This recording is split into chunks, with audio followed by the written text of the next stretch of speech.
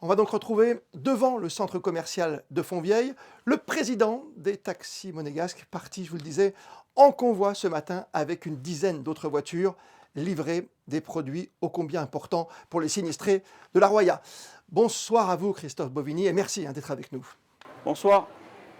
Vous venez tout juste de rentrer après être parti tôt ce matin de la Principauté. Vous êtes monté dans la vallée de la Roya, vous avez réussi à atteindre Breil-sur-Roya aujourd'hui. Oui, on était 9 véhicules en convoi. On était remplis des gros véhicules, des Viano, des 4x4. On est arrivé jusqu'à Breil-sur-Roya. On a été dirigé par la gendarmerie vers le gymnase, où on a déchargé avec l'aide des locaux toute la marchandise qu'on a amenée. Voilà, qu'avez-vous amené finalement? Les produits de première nécessité?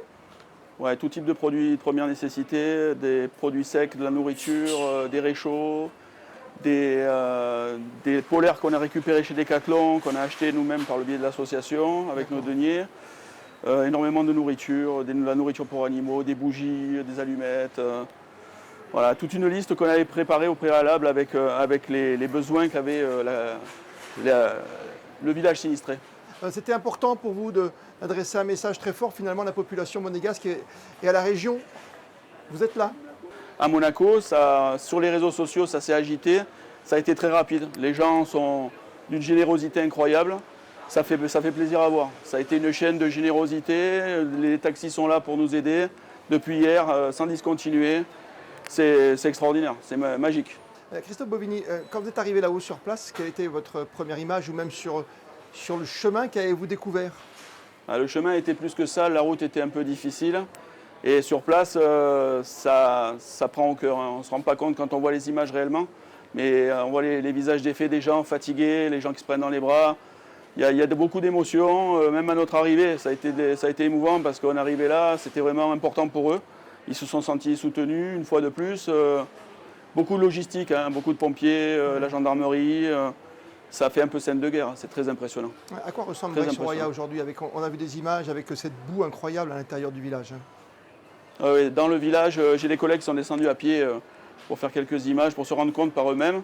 Après toute la logistique de mise en place là-bas, c'est vrai que c'est très choquant. C'est vraiment désastreux ce qui s'est passé, désastreux. On imagine, on entend votre émotion, vous avez dû voir des visages, voilà. Complètement. Des hommes et des des gens femmes qui ont tout perdu. On a redescendu aussi quelques personnes âgées qui voulaient quitter le village pour se rendre en famille vers Nice ou dans la RPI ailleurs. On les a redescendus en même temps puisqu'on redescendait à vide. Est-ce qu'il y a des gens encore qui se sentent bloqués là-haut ou est-ce que tout le monde peut redescendre aujourd'hui? Aujourd'hui, il y a quelques personnes qui partent par le biais du train, qui part de Breil, qui stoppe, qui ne peut pas aller plus haut.